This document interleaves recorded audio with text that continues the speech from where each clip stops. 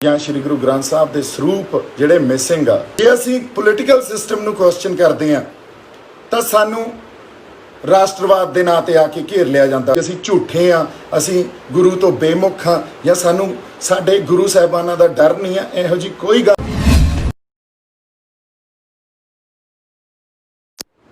ਸਤਿ ਸ਼੍ਰੀ ਅਕਾਲ ਜੀ। ਪ੍ਰਧਾਨ ਸਾਹਿਬ ਲੌਂਗੋਵਾਲ ਸਾਹਿਬ ਦਾ ਇੱਕ ਬਿਆਨ ਆਇਆ ਵੀ ਦੀਪ ਸਿੱਧੂ ਦੇ ਅਗੇਂਸਟ ਕਾਰਵਾਈ ਕੀਤੀ ਜਾਊਗੀ। ਮੈਂ ਇੱਕ ਹੋਰ ਗੱਲ ਇਹ ਕਲੀਅਰ ਕਰ ਦੇਣੀ ਚਾਹੁੰਦਾ ਵੀ ਪ੍ਰਧਾਨ ਸਾਹਿਬ, ਜਿਹੜੀ ਗੱਲ ਮੈਂ ਤੁਹਾਡੇ ਤੋਂ ਪੁੱਛੀ ਆ ਜਾਂ ਜਿਹੜਾ ਸਵਾਲ ਮੈਂ ਤੁਹਾਨੂੰ ਕੀਤਾ, ਸ਼੍ਰੀ ਗੁਰੂ ਗ੍ਰੰਥ ਸਾਹਿਬ ਜੀ ਦੀਆਂ ਬੀੜਾਂ ਜਾਂ ਸ਼੍ਰੀ ਗੁਰੂ ਗ੍ਰੰਥ ਸਾਹਿਬ ਦੇ ਸਰੂਪ ਜਿਹੜੇ ਮਿਸਿੰਗ ਆ, ਉਹਨਾਂ ਦੇ ਕਸਟੋਡੀਅਨ ਤੁਸੀਂ ਹੋ। ਸੋ ਜੇ ਕਸਟੋਡੀਅਨ ਤੁਸੀਂ ਹੋ ਤਾਂ ਉਹਦਾ ਜਵਾਬ ਤੁਸੀਂ ਦੇਣਾ ਜੀ। ਮੇਰੇ ਤੇ ਕਾਰਵਾਈ ਕਰਕੇ ਨਹੀਂ, ਇਸ ਕਰਕੇ ਮੇਰੀ ਹੱਥ ਜੋੜ ਕੇ ਬੇਨਤੀ ਆ ਤੁਹਾਨੂੰ, ਇਹਨਾਂ ਗੱਲਾਂ 'ਚ ਆਪਾਂ ਟਾਈਮ ਵੇਸਟ ਨਾ ਕਰੀਏ।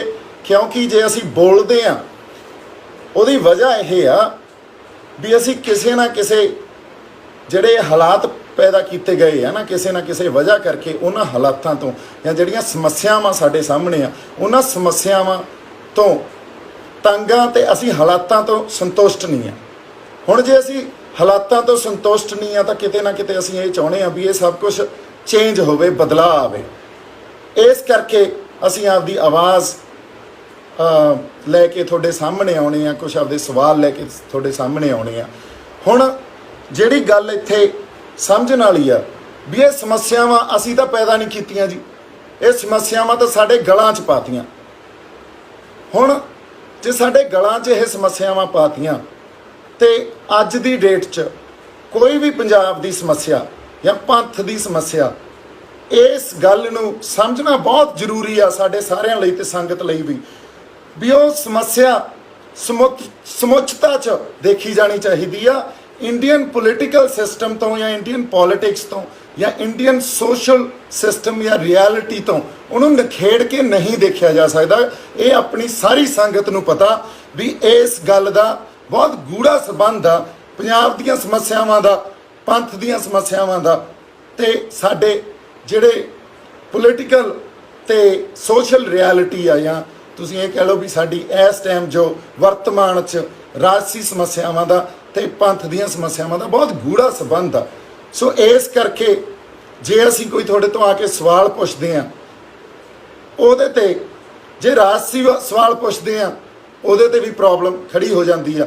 ਤੇ ਜੇ ਅਸੀਂ ਮੰਨ ਲਓ ਪੰਥਕ ਮਾਮਲੇ ਤੇ ਕੋਈ ਸਵਾਲ ਪੁੱਛ ਲੈਂਦੇ ਆ, ਸਾਡੇ 'ਚ ਅਗਿਆਨਤਾ ਹੋ ਸਕਦੀ ਆ, ਸਾਡੇ 'ਚ ਕਿਸੇ ਨਾ ਕਿਸੇ ਗੱਲ 'ਚ ਸਾਡੇ ਤੋਂ ਗਲਤੀ ਹੋ ਸਕਦੀ ਆ। ਉਨੀ ਕੁ ਫਰੀਡਮ ਸਾਨੂੰ, ਉਨੀ ਕੁ ਆਜ਼ਾਦੀ ਸਾਨੂੰ ਦਿਓ ਵੀ ਅਸੀਂ ਅਗਿਆਨਤਾ 'ਚ ਕੋਈ ਗਲਤੀ ਕੀਤੀ ਹੋਵੇ ਤਾਂ ਤੁਸੀਂ ਉਹਨੂੰ ਸੰਵਾਦ ਰਾਹੀਂ ਠੀਕ ਕਰੋ, ਸਾਨੂੰ ਸਹੀ ਰਸਤੇ ਤੇ ਪਾਓ ਤੇ ਸਾਨੂੰ ਗਾਈਡ ਕਰੋ। ਪਰ ਗੱਲ ਕੀ ਹੁੰਦੀ ਆ, ਜੇ ਅਸੀਂ ਪੋਲੀਟੀਕਲ ਸਿਸਟਮ ਨੂੰ ਕੁਐਸਚਨ ਕਰਦੇ ਆ ਤਾਂ ਸਾਨੂੰ ਰਾਸ਼ਟਰਵਾਦ ਦੇ ਨਾਂ ਤੇ ਆ ਕੇ ਘੇਰ ਲਿਆ ਜਾਂਦਾ, ਜਾਂ ਸਾਨੂੰ ਦੇਸ਼ ਦੇ ਵਿਰੁੱਧ ਕੋਈ ਨੀਤੀਆਂ ਘੜ ਰਹੇ ਆ ਇਸ ਗੱਲ ਨੂੰ ਅੱਗੇ ਰੱਖ ਕੇ ਘੇਰ ਲਿਆ ਜਾਂਦਾ। ਜੇ ਅਸੀਂ ਪੰਥ ਤੇ ਕੋਈ ਸਵਾਲ ਕਰਦੇ ਆ ਤਾਂ ਸਾਨੂੰ ਗੁਰੂ ਖਾਲਸਾ ਪੰਥ ਦੇ ਨਾਂ ਤੇ ਜਾਂ ਤੁਸੀਂ ਇਹ ਕਹਿ ਲਓ ਵੀ ਧਰਮ ਦੇ ਨਾਂ ਤੇ ਅਸੀਂ ਕੋਈ ਗੱਲ ਉਸ ਆਣ ਸ਼ਾਨ 'ਚ ਜੇ ਕੋਈ ਗੱਲ ਕਹੀ ਆ ਉਸ ਨਾਂ ਤੇ ਘੇਰ ਲਿਆ ਜਾਂਦਾ। ਹੁਣ ਜੇ ਇਹ ਸੋਸ਼ਲ ਟੈਰਰ ਕ੍ਰੀਏਟ ਕਰਨਾ ਤੁਸੀਂ ਬੰਦ ਨਹੀਂ ਕੀਤਾ ਤੇ ਸਾਡੀਆਂ ਆਵਾਜ਼ਾਂ ਆਈ ਦਬਦੀਆਂ ਰਹੀਆਂ, ਜਾਂ ਤੁਸੀਂ ਅੱਜ ਦੀ ਡੇਟ 'ਚ ਸਿਚੁਏਸ਼ਨ ਦੇਖ ਲਓ ਪੰਜਾਬ 'ਚ, ਕੋਈ ਨੌਜਵਾਨ ਜਾਂ ਕੋਈ ਵੀ ਬੰਦਾ ਰਾਜਸੀ ਗੱਲ ਕਰੇ ਉਹਦੇ ਤੋਂ ਡਰਦਾ, ਪੰਥ ਦੀ ਕੋਈ ਗੱਲ ਕਰੇ ਉਸ ਗੱਲ ਤੋਂ ਡਰਦਾ।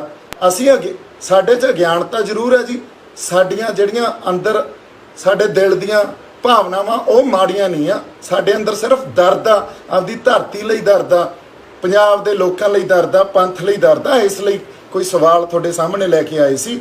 ਕਿਸੇ ਵੀ ਤਰ੍ਹਾਂ ਕਿਸੇ ਨੂੰ, ਕਿਸੇ ਦੇ ਦਿਲ ਨੂੰ ਜਾਂ ਅਦਰਵਾਈਜ਼ ਕਿਸੇ ਵੀ ਤਰ੍ਹਾਂ ਠੇਸ ਪਹੁੰਚਾਉਣ ਦੀ ਕੋਈ ਗੱਲ ਨਹੀਂ ਸੀ, ਕਿਉਂਕਿ ਕਿਸੇ ਨਾ ਕਿਸੇ ਤਰ੍ਹਾਂ ਸਾਨੂੰ ਇਹ ਲੱਗ ਰਿਹਾ ਵੀ ਜਿਹੜੀਆਂ ਸਮੱਸਿਆਵਾਂ ਸਾਡੇ ਗਲਾਂ 'ਚ ਪਾਤੀਆਂ ਉਹਦਾ ਜਵਾਬ ਦਿਓ, ਉਹਦਾ ਹੱਲ ਕਰੋ ਹੁਣ। ਕਿਉਂਕਿ ਅਦਰਵਾਈਜ਼ ਜੋ ਮੈਂ ਸਾਰੀ ਇਹ ਚੀਜ਼ ਦੇਖਦਾ, ਜਦੋਂ ਇਹ ਮੈਂ ਸਾਰਾ ਵਰਤਾਰਾ ਦੇਖਦਾ, ਸਮੁੱਚਤਾ 'ਚ ਸਮਝਦਾ ਵੀ ਜੇ ਇੰਡੀਅਨ ਪੋਲੀਟੀਕਲ ਸਿਸਟਮ ਤੇ ਜਾਂ ਇੰਡੀਅਨ ਸੋਸ਼ਲ ਰਿਐਲਿਟੀ ਤੇ ਗੱਲ ਕਰੀਏ ਤਾਂ ਤੁਸੀਂ ਸੈਡੇਸ਼ਨ ਲਾਜ਼ ਇਨਵੋਕ ਕਰਨ ਲੱਗ ਜਾਂਦੇ ਹੋ ਸਾਡੇ ਅਗੇਂਸਟ, ਵੀ ਦੇਸ਼ ਧਰੋਹੀਆਂ ਵਾਲੀਆਂ ਗੱਲਾਂ ਕਰਦੇ ਹੋ ਜੀ, ਤੁਸੀਂ ਦੇਸ਼ ਦੇ ਟੁਕੜੇ ਕਰਾਓਗੇ। ਨਹੀਂ, ਐਸੀ ਕੋਈ ਗੱਲ ਨਹੀਂ ਹੋ ਰਹੀ।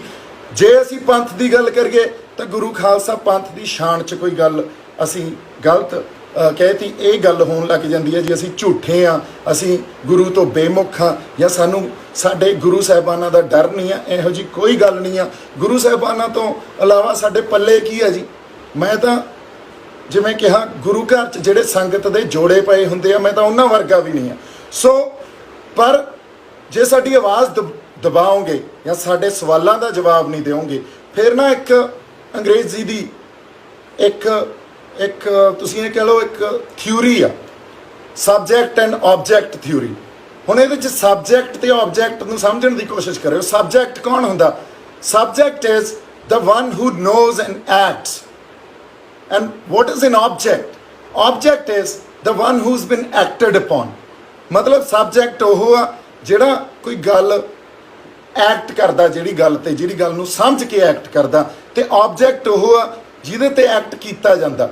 ਹੁਣ ਤੁਸੀਂ ਸਬਜੈਕਟ ਹੋ ਤੇ ਅਸੀਂ ਆਬਜੈਕਟ ਹੋਏ ਫਿਰਦੇ ਆ।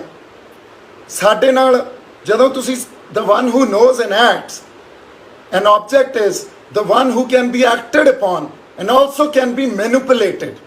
ਤਾਂ ਇਹ ਗੱਲ ਆ ਵੀ ਇਹ ਸਬਜੈਕਟ ਆਬਜੈਕਟ ਥਿਊਰੀ ਇੱਥੇ ਪੈਦਾ ਕੀਤੀ ਗਈ ਆ। ਸਾਡੇ ਵੀ ਹੈਵ ਬੀਨ ਐਕਟਡ ਅਪਨ, ਸਾਨੂੰ ਤੁਸੀਂ ਜਿਵੇਂ ਮਰਜ਼ੀ ਵਰਗਲਾ ਸਕਦੇ ਹੋ, ਮੈਨੀਪੂਲੇਟ ਕਰ ਸਕਦੇ ਹੋ। ਤੇ ਜਿਹੜਾ ਤੁਸੀਂ ਆਹ ਦੇਖ ਲਓ ਵੀ ਵੋਟਾਂ ਦਾ ਆਧਾਰ ਹੀ ਇਹ ਆ। ਅੱਜ ਦੀ ਡੇਟ 'ਚ ਜਿੱਥੇ ਜਿੱਥੇ ਵੋਟਾਂ ਪੈਂਦੀਆਂ ਉਹਦਾ ਆਧਾਰ ਹੀ ਇਹ ਆ। ਜਿਹੜੀ ਪਾਰਟੀ ਲੋਕਾਂ ਨੂੰ ਮੈਨੀਪੂਲੇਟ ਸਭ ਤੋਂ ਵਧੀਆ ਢੰਗ 'ਚ ਮੈਨੀਪੂਲੇਟ ਕਰਨ 'ਚ ਕਾਮਯਾਬ ਹੋ ਜਾਂਦੀ ਆ, ਜਾਂ ਜਿਹੜੀ ਪਾਰਟੀ ਲੋਕਾਂ ਨੂੰ ਵਰਗਲਾਉਣ 'ਚ ਕਾਮਯਾਬ ਹੋ ਜਾਂਦੀ ਆ, ਉਹ ਪਾਰਟੀ ਜਿੱਤ ਜਾਂਦੀ ਆ। ਹੁਣ ਉਹ ਚਾਹੇ ਕੋਈ ਜਥੇਬੰਦੀ ਦੀਆਂ ਇਲੈਕਸ਼ਨਾਂ ਹੋਣ, ਉਹ ਚਾਹੇ ਸਟੇਟ ਇਲੈਕਸ਼ਨਸ ਹੋਣ, ਉਹ ਚਾਹੇ ਨੈਸ਼ਨਲ ਇਲੈਕਸ਼ਨਸ ਹੋਣ, ਇਹ ਤਾਂ ਆਪਾਂ ਸਾਰਿਆਂ ਨੂੰ ਪਤਾ। ਸੋ ਮੇਰੀ ਹੱਥ ਜੋੜ ਕੇ ਇਹੀ ਅਰਦਾਸ ਆ ਵੀ ਪੰਥ ਨੂੰ ਵੀ ਮੈਂ ਸਮਰਪਿਤ ਹਾਂ ਜੀ, ਤੇ ਸ਼੍ਰੀ ਅਕਾਲ ਤਖਤ ਸਾਹਿਬ ਨੂੰ ਵੀ ਸਮਰਪਿਤ ਹਾਂ। ਇਹ ਮੈਂ ਗੱਲ ਆਪਦੇ ਪੂਰੇ ਤਣੋਂ ਮਨੋਂ ਧਨੋਂ ਕਰ ਰਿਹਾ ਜੀ। ਕੋਈ ਮੇਰੇ ਤੇ ਕਿਸੇ ਤਰ੍ਹਾਂ ਦੀ ਇਹ ਗੱਲ ਨਹੀਂ ਹੈ ਵੀ ਮੈਂ ਪੰਥ ਦੀ ਸ਼ਾਨ 'ਚ ਜਾ ਕੇ ਕੁਝ ਕਹਾਂ ਜਾਂ ਸ਼੍ਰੀ ਅਕਾਲ ਤਖਤ ਸਾਹਿਬ ਦੀ ਸ਼ਾਨ 'ਚ ਕੁਝ ਕਹਾਂ। ਅਕਾਲ ਤਖਤ ਸਾਹਿਬ ਦਾ ਜੋ ਹੁਕਮ ਆ ਸਿਰ ਮੱਥੇ। ਪਰ ਲੌਂਗੋਵਾਲ ਸਾਹਿਬ ਨੂੰ ਮੇਰੀ ਬੇਨਤੀ ਆ ਹੱਥ ਜੋੜ ਕੇ ਵੀ ਤੁਸੀਂ ਸਾਡੀ ਲੀਡਰਸ਼ਿਪ ਹੋ, ਤੇ ਅਸੀਂ ਜੇ ਸਵਾਲ ਆਪਦੇ ਕਸਟੋਡੀਅਨਸ ਨੂੰ ਨਹੀਂ ਕਰਾਂਗੇ, ਆਪਦੇ ਲੀਡਰਸ਼ਿਪ ਨੂੰ ਨਹੀਂ ਕਰਾਂਗੇ, ਤਾਂ ਫਿਰ ਜੇ ਸਾਡੀ ਆਵਾਜ਼ ਦਬਾ ਦਿੱਤੀ ਜਾਊਗੀ ਤਾਂ ਫਿਰ ਕੋਈ ਬਾਹਲੀ ਵਧੀਆ ਗੱਲ ਨਹੀਂ ਹੈ ਜੀ। ਕਿਉਂਕਿ ਤੁਸੀਂ ਸਾਡੀ ਜਿਹੜੀ ਇੱਕ ਜ਼ਮੀਰਾਂ ਨੂੰ ਜਦੋਂ ਆਈ ਕੁਚਲਦੇ ਰਹੋਗੇ ਜਾਂ ਸਾਨੂੰ ਮਾਰਦੇ ਰਹੋਗੇ ਜ਼ਮੀਰਾਂ ਨੂੰ, ਤਾਂ ਮੇਰੇ ਖਿਆਲ 'ਚ ਜਿਉਣਾ ਬਹੁਤ ਔਖਾ ਹੋ ਜਾਊਗਾ। ਸੋ ਇਸੇ ਗੱਲ ਤੇ ਮੈਂ ਆਗਿਆ ਲੈਣਾ ਜੀ। ਮੇਰੇ ਵੱਲੋਂ ਤੁਹਾਡੇ ਸਾਰਿਆਂ ਲਈ ਬਹੁਤ ਸਾਰਾ ਪਿਆਰ ਤੇ ਸਤਿਕਾਰ। ਸਤਿ ਸ਼੍ਰੀ ਅਕਾਲ।